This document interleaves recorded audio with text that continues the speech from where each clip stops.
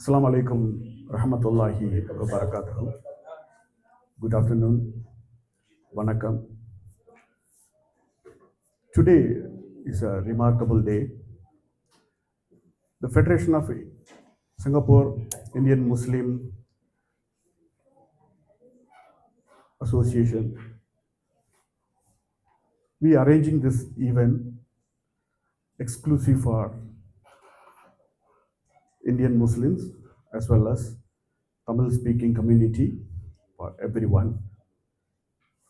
So myself and Brother Sadiq IAS, Singlab IASG, we few months ago we discussed we will arrange a meeting under the Federation of Indian Muslim.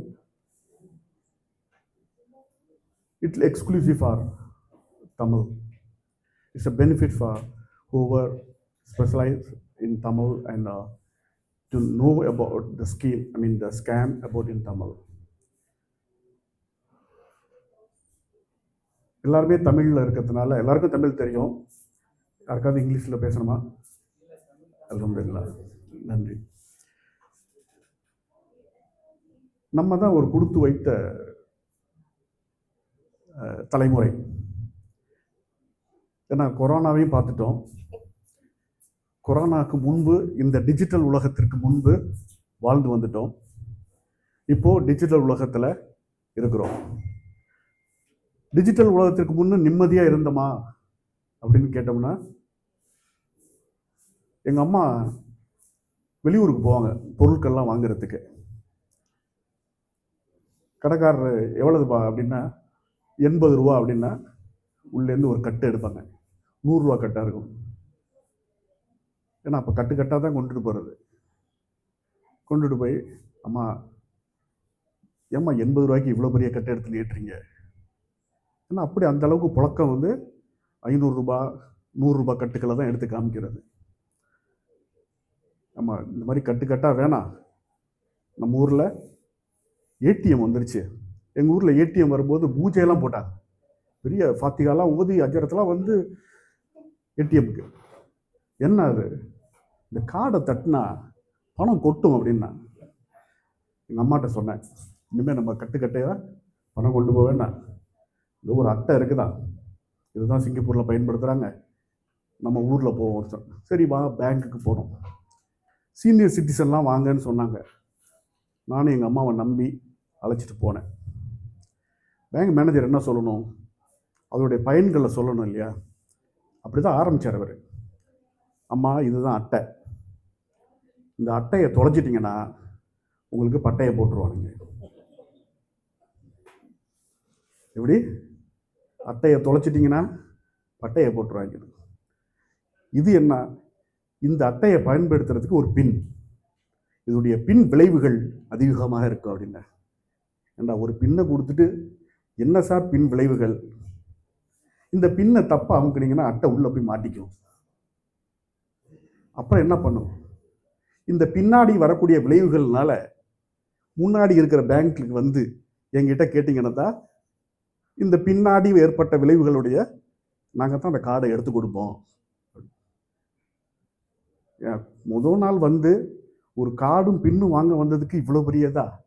எங்கள் அம்மா சொன்னாங்க, இவ்வளோ கஷ்டமாக இருக்குது, அட்டை வருங்கிறா, பின்னு வேற ஞாபகம் வச்சுக்கணுங்கிறா, திருப்பி அட்டை போய் மாட்டிக்குங்கிறா, இதுக்கு பருத்தி மூட்டை குடோன்லேயே இருக்கலாம், நான் எப்போதும் போல் கட்டாக பணத்தையே கொண்டுட்டு போய் வியாபாரம் பண்ணிக்கிறேன்னு.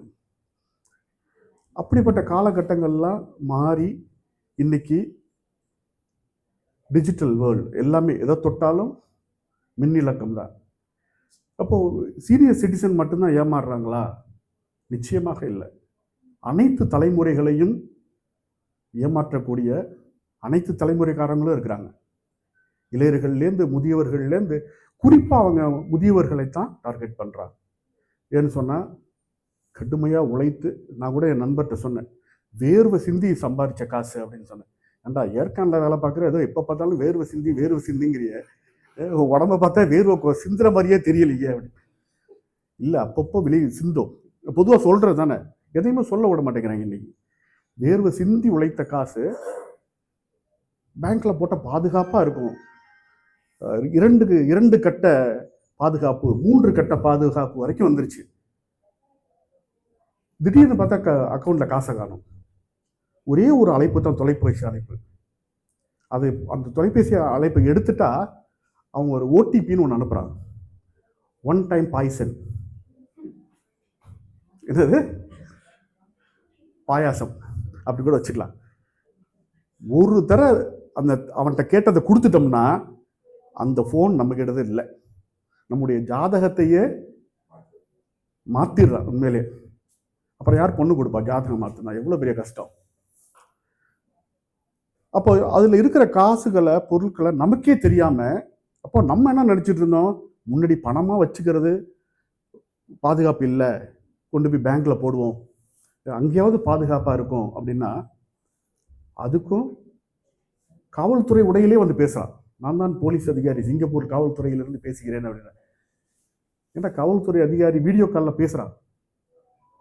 பார்த்தா வெளிநாட்டிலேருந்து வந்து அந்த அளவுக்கு நம்மகிட்ட விழிப்புணர்வு இருந்தாலும் சந்தர்ப்ப சூழ்நிலை இப்போ எல்லாருக்கும் தெரியும். அதே மாதிரி ஒரு காவல் அதிகாரி மாதிரி வந்து பேசுகிறான். ஆனால் அன்றைக்கு உள்ள சூழ்நிலையில் நம்மளே அறியாமல் அந்த தவற்றை செஞ்சிருவோம். யாரும் முக்கியமான ஒரு போல இருக்கு, ஏதோ பேசுகிறாரு. நம்ம எவ்வளோதான் விழிப்புணர்வாக இருந்தாலும் அன்னைக்கு ஏதாவது மாமன் மச்சான் அப்படிங்கிற உறவு முறையில் ஏதாவது ஒரு தொலைபேசி அழைப்பில் அவங்க நம்பர்லேருந்து பேசுகிறாங்க. பேசி நம்ம எடுத்தோம்னா நம்மளை ஏமாத்திடுறாங்க. இப்போ இதுலேருந்து எப்படி பாதுகாப்பு பெறுவது, அதுதான் நோக்கம்.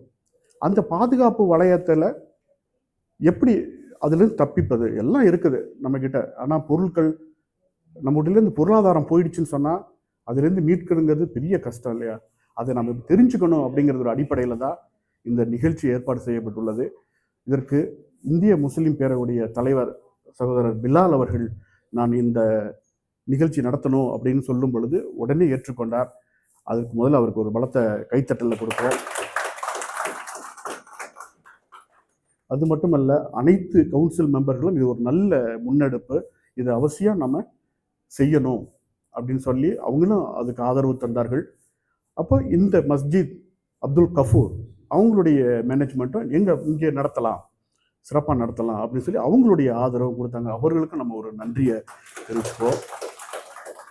அது மட்டுமல்ல, சிக்லாப் ஐஏஎஸ்சியுடைய அங்கேருந்து அவர்கள் ஆதரவு தந்தார்கள். அதுபோல் ஐஎம்டிஏ அவங்களும் முன்னின்று வந்து இத்தனை பேர்களை ஏற்பாடுகள் அனைவரையும் இங்கே வரவழைத்து அனைவருக்கும் போய் சேர வேண்டும், இந்த சமூகத்திற்கு போய் சேர வேண்டும் என்பதற்காகவே கடுமையாக உழைத்து கிட்டத்தட்ட 2-3 மாதங்களாக இதை எப்படி நடத்துவது திட்டமிட்டு இன்று இந்த நிகழ்ச்சி மிக சிறப்பாக நடைபெற்று கொண்டிருக்கிறது. அதற்கு நாம் மறுபடியும் அவர் அனைவருக்குமே ஒரு கைத்தட்டலை வழங்கி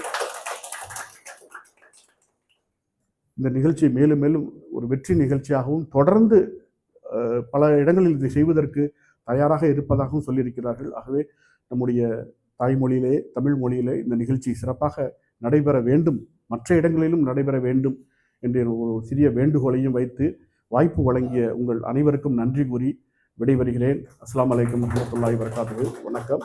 அடுத்ததாக சகோதரி சாந்தியிடம் இந்த நிகழ்ச்சியை சாந்தியும் சமாதானத்துடன் ஒப்படைக்கின்றேன்.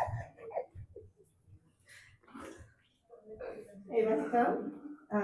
நான் வந்து என்ஜிஓ டிஜிட்டல் ஆஃபீஸ்லேருந்து வந்திருக்கேன். என் பேர் சாந்தி.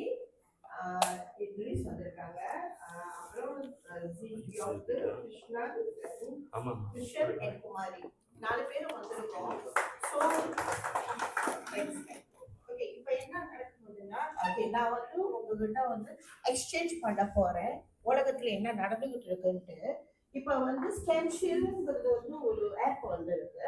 அது எல்லாரும் போட வேண்டிய ஒரு ஆப்.